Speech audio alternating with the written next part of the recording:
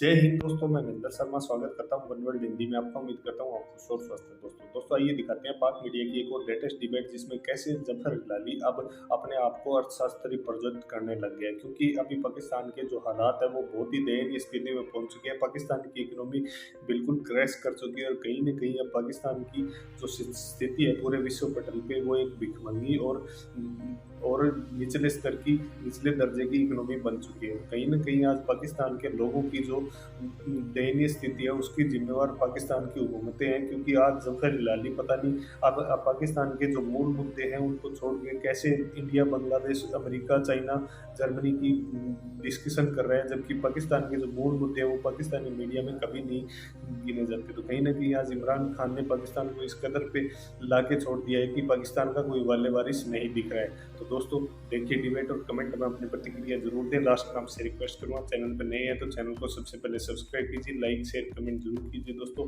जय हिंद, वंदे मातरम, भारत माता की जय। दोस्तों आ जाएं क्योंकि 3.5 साल तो हो चुके हैं और जब से ही उनकी हुकूमत है तब से ही महंगाई का एक मुस्तकिल जो एलिमेंट है वो साथ साथ चल रहा है। ऑपोजिशन भी इसका ज़रूर फ़ायदा उठाएगी और उठा रही है और आगे भी क्या उठा सकेगी इसके हवाले से भी गुफ्तगू होगी। लेकिन इसके साथ साथ ये कि आने वाले दिनों में बिजली की कीमत में भी इजाफा का इम्कान जाहिर किया जा रहा है। पेट्रोल वैसे ही महंगा है तो बनेगा क्या, इसके हवाले से खुसूसी तौर पर गुफ्तगू करेंगे। हम कोशिश करेंगे कुछ इकोनॉमी एक्सपर्ट भी हमारे साथ हों ताकि हम उनकी भी राय इसमें शामिल कर सकें। और अब मैं पहले आगाज़ करूंगी आज हिलाली साहब से। हिलाली साहब की तरफ जाते हुए, हिलाली साहब, प्राइम मिनिस्टर साहब तो हमेशा इस बात को डिफेंड कर रहे हैं कि जनाब सूरत हाल ये कि महंगाई ओवरऑल है। आज वज़ीर ख़जाना ने भी एक ट्वीट किया जिसमें उन्होंने कहा है कि पाकिस्तान अभी भी इस महंगाई के बावजूद भी 139 ममालिक में सबसे सस्ता तरीन मुल्क है। लेकिन आप समझते हैं कि हुकूमत के ये ट्वीट्स या हुकूमत के ये अदादोशुमार जो वो प्रेजेंट कर रही है वो इतने अच्छे तरीके से प्रेजेंट कर रही है कि लोग उसको मान लें, क्योंकि बहरहाल तासुर तो अगेन वही है कि महंगाई है। नहीं, मेरे ख्याल में इससे बेहतर तरीका हो सकता। देखिए, एक ईमानदार तरीका, सिर्फ ये एक ही ईमानदार तरीका है इन चीज़ों को कंपेयर करने का। अगर आप 3 चीज़ें पहले डिक्लेयर करें। पहले काफ़ी नहीं है कि कीमतें दें। आप अगर कंपैरिजन करना चाहते हैं तो आपको कंपैरिजन करना चाहिए पर कैपिटा इनकम। हर मुल्क का पर कैपिटा इनकम क्या है इन रिलेशन, वो क्या है। दूसरी बात, परचेसिंग पावर करेंसी का क्या है। और तीसरी चीज है जो लोग समझते नहीं है और इतना आसान नहीं है, वो है इनइक्वालिटी ऑफ इनकम। माने कितना इनइक्वालिटी है between the richest and the poorest. तो अगर ये let me give you an example. एक मुल्क में अगर 12% कुछ चीज सस्ता है और personal income, per capita income 40% ज्यादा है इन कंपैरिजन को दूसरे मुल्क को, तो इसका मतलब है कि उस मुल्क को उसके बाशिंदे they are 3 times better off. वो 3 गुना ज्यादा बेहतर पोजीशन में हैं। अब लकीली इत्तेफाकन एक ग्लोबल इंडेक्स है, उसका नाम है जीनी कोएफिशिएंट। ये क्या करता है? ये मेजर करता है इनकम इनइक्वालिटी, जो इनकम अनइक्वल हैं। और आप खुश होंगे सुन के कि पाकिस्तान का जो है 31.6 है और ये हिंदुस्तान से बेहतर है। इन अदर वर्ड्स, हिंदुस्तान की इनइक्वालिटीज इनकम में हमारे से ज्यादा है, 35.7 है, और बांग्लादेश से भी बेहतर है जो 32.4 है। तो मेरे ख्याल में देखिए, जब ये इन अदर वर्ड्स, अगर आप मुझे कहें कि ये खुद ज़्यादा टेक्निकल हो गया है, इन अदर वर्ड्स मैंने अभी वर्कआउट किया है कि अगर आप ये 3 फैक्टर्स लेके पाकिस्तान का सिचुएशन को एसेस करें, आपको पता चलता है कि हमारे जो नीचे 50-60% जो नीचे का तबका है वो हिंदुस्तान से और बांग्लादेश से इज बेटर ऑफ, हालांकि हमारा पर कैपिटा इनकम उनसे कम है। और ये भी ना भूलें हमारे केस में कि चैरिटी बहुत होता है ये हमारे मुल्क में। मिसाल के तौर पे कराची में आज 3 चपाती आपको 50-60 रुपये में मिल जाएंगे, लंबे लंबे क्यूज होते हैं गवर्नमेंट लंगर्स में और प्राइवेट लंगर्स में। ईदी के, आलमगीर के, जेडी ग्रुप के लंबे लंबे लाइंस हैं। तो अगर ये सब चीजें आप मद्देनजर रखें तो यस, हमारा जो पोजीशन है इस वक्त दूसरे मुल्क खासतौर रीजनल कंट्री से बेहतर है। ठीक, तो आपको लगता है कि उनका स्टेटमेंट काफ़ी हद तक हकाइक पर मबनी है, लेकिन इसको और ज़्यादा इस्टेब्लिश करना चाहिए उन्हें। ठीक हो गया। लेकिन इमरान साहब, आज इमरान साहब शहर इक़्तिदार से हमारे साथ हैं। इमरान साहब, वी होप कि आप जब वापस आएंगे तो अदम एतमाद के हवाले से कोई पक्की खबर भी हमारे लिए लेके आएंगे वापसी पर। लेकिन आज चूँकि हम बात कर रहे हैं ख़ास तौर पर महंगाई के हवाले से, तो महंगाई तो हर जगह ही एक जैसी है, चाहे वो कोई भी शहर हो। लेकिन हमारे जो शौकत तरीन साहब हैं वज़ीर ख़जाना, वो तो ये कह रहे हैं कि अभी भी पाकिस्तान सस्ता तरीन मुल्क है, और हिलाली साहब भी कह रहे हैं कि आर्गूमेंट उनका इतना बिल्कुल बेकार नहीं है। लेकिन इमरान साहब, आप समझते हैं कि आम आदमी ये परसेंटेजेस और ये सब चीज़ें समझने के लिए इस वक्त तैयार है?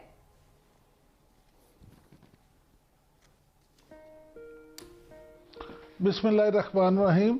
समीना, देखे बात ये है कि मैं समझता हूँ ज़ाती तौर पे कि तहरीक इंसाफ की हुकूमत को महंगाई और मिसमैनेजमेंट से भी ज़्यादा नुकसान जो पहुँचेगा वो इमरान खान साहब की टीम की बेहिसी से पहुँचेगा। हुकूमत वज़रा की बेहिसी जो है वो इनको लेके बैठेगी। देखें, अब आप जितने मर्जी इन चीज़ों पे देखते रहे, हम इस पे खुश होते रहे कि हम बांग्लादेश से आगे हैं, हम इंडिया से आगे हैं, लेकिन क्या एक्चुअल ऑन ग्राउंड पोजीशन क्या है वो आप देख लें।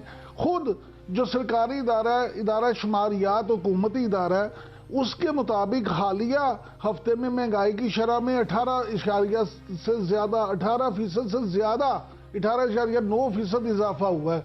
यानी महंगाई रोज़ाना की बुनियाद पर बढ़ रही है। पेट्रोल की कीमतें फिर 12 रुपये फी लीटर से ज़्यादा बढ़ी हैं, और अब बिजली भी कहा जा रहा है जी 6 रुपये यूनिट बढ़ती जा रही है। और ये फ्यूल एडजस्टमेंट जो है, ये जो अवाम के सर पे पड़ी है अलग। चले, इन चीज़ों पे भी मैं कहता हूँ कि आप छोड़ दें। आप ये देखें कि हम उस मुल्क में रह रहे हैं जहाँ 31% से ज़्यादा पढ़े लिखे नौजवान जो हैं बेरोजगार हैं। फिर इकोनॉमिस्ट, जो सबसे मोतबर एक समझा जाता है मरूफ इदारा है, उसने कल डाटा जारी किया, उसके मुताबिक पाकिस्तान महंगाई में अर्जेंटीना और तुर्की के बाद तीसरे नंबर पे है। हमारे यहाँ कहा जाता है जी हम तो महंगाई दुनिया में सबसे सस्ते हैं। पल्स कंसल्टेंट इसी माह जो उनका सर्वे हुआ है उसके मुताबिक 84% पाकिस्तानियों ने 84% पाकिस्तानियों ने अपना सबसे बड़ा मसला महंगाई करार दिया है। ठीक। और मुझे आप ये बताएं, 99% यानी 99% पाकिस्तानियों ने गुज़श्ता 3 माह में महंगाई में मुसलसल इजाफा होने पे इंतहाई परेशानी का इजहार किया था। जब ये हालात होंगे, इस तरह के मामला होंगे, तो आप ये बताएं कि फिर इस पे क्या। बिल्कुल ठीक है, ये आपने अपने फैक्ट सामने रखे हैं इमरान साहब, और हिलाली साहब ने जो हैं वो अपने फैक्ट सामने रख दिए हैं। अब मैं दोनों फैक्ट आके सामने रखूंगी डॉक्टर फरूख सलीम साहब के, जो कि माहिर मईशत हैं, उनसे जानेंगे कि कौन से फैक्ट्स को हमें देखना चाहिए और किसकी तरफ से हम आंखें बंद कर लें। बहुत शुक्रिया आपका डॉक्टर साहब, आज भी आपने प्रोग्राम में वक्त दिया हमें। डॉक्टर साहब, प्राइम मिनिस्टर भी कहते हैं महंगाई ज़रूर है, लेकिन डायरेक्शन जो है वो मईशत की सही है। इमरान साहब ने अपने फैक्ट्स रखे हैं, उन्होंने अपने कुछ सोर्सेज से बताया कि क्या क्या चीज़ें ख़राब हैं। हिलाली साहब ने अपनी चीज़ें बताई हैं। मेरा सवाल ये कि हम तयन करें किस तरह, कौन सी चीज़ है मापने की कि जो हमें ये बता दे कि मईशत सही सिमत में है। बेशक अभी हम मुश्किल में हैं, गरीब आदमी, लेकिन मईशत बहरहाल सही सिमत में है। कैसे जांचें हम? देखिए, एक बुनियादी नुक्ता ये है कि जो सवाल आपने उठाया है उसका जवाब जानने के लिए आपको कोई मईशतदान नहीं चाहिए, ना ही आपको उसका जवाब जानने के लिए कोई वजीर ख़जाना चाहिए या वजीर आज़म चाहिए। हर पाकिस्तानी जो अपने घर से निकलता है, अपने मोटरसाइकिल पे बैठता है, पेट्रोल पंप तक पहुंचता है, वहाँ पे 160 रुपए फी लीटर उसको पेट्रोल जो है वो पड़ता है। आटा लेने जाता है तो उसको 70-75 रुपए का किलो आटा मिलता है। फिर चीनी खरीदने जाता है तो वो 100, 110, 120 रुपए पे चीनी खरीद के घर लाता है। महीने के बाद जब बिजली का बिल आता है तो वो आप सोचिए कि 27-28 रुपए का फी यूनिट बिजली का बिल आता है।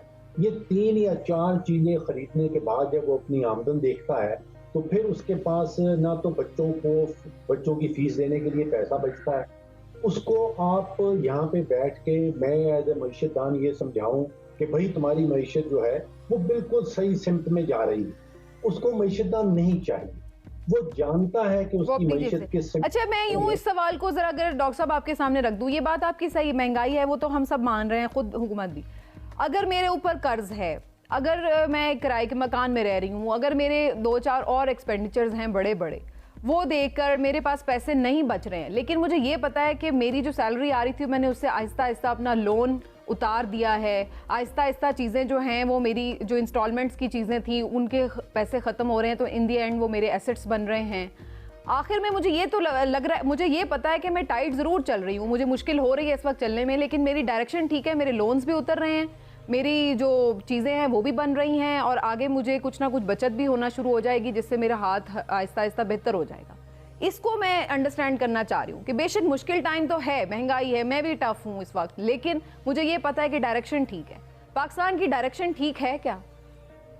देखिए, मैं माफ़ी चाहता हूँ, मैं सीरियसली जो आपने नुक्ता उठाया है उसकी गहराई समझ नहीं पाया हूँ।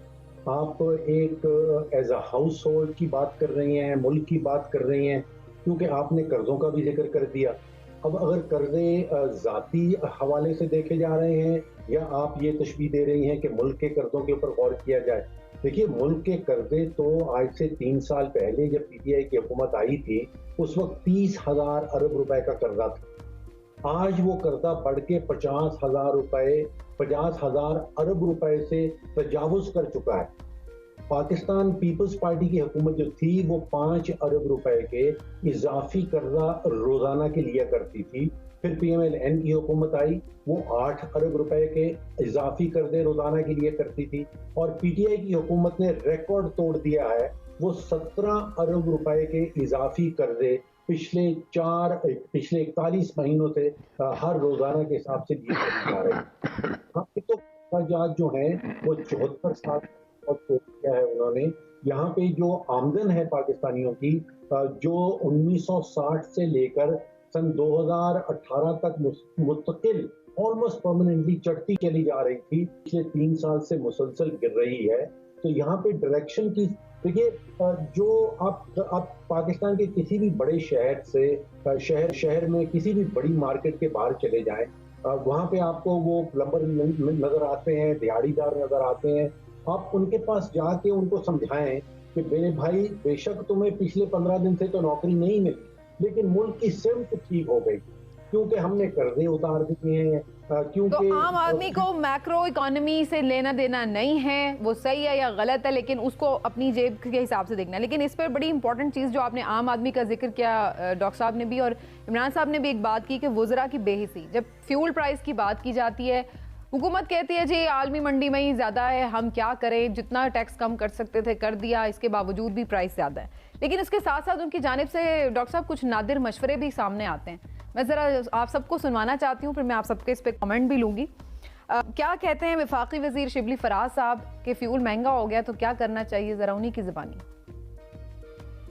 जहाँ तक मुमकिन हो सके थोड़ा कम फ्यूल इस्तेमाल करना चाहिए। ट्रैफिक की जो गाड़ियां हैं जो कि ऑड और इवन नंबर है उसको हम इंट्रोड्यूस कराएं, कलेक्टिव लोग जा सकें, पब्लिक ट्रांसपोर्ट को ज्यादा इस्तेमाल कर सकें।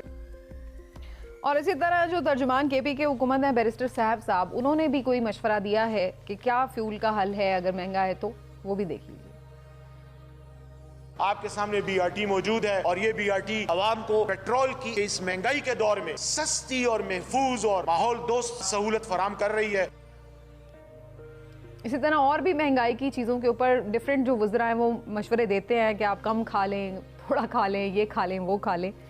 हिलाली साहब, आपकी तरफ आऊँगी, क्या आप समझते हैं कि फ्यूल प्राइस तो चले हमारे इख्तियार में नहीं है अगर बाहर से महंगा ले रहे हैं, लेकिन कोई टारगेटेड सब्सिडी टाइप दी जा सकती है फ्यूल पे कि जो कोई कम इस्तेमाल कर रहा है, जो मोटरसाइकिल में डलवा रहा है, कोई भी उसका एक पैमाना मुकर्रर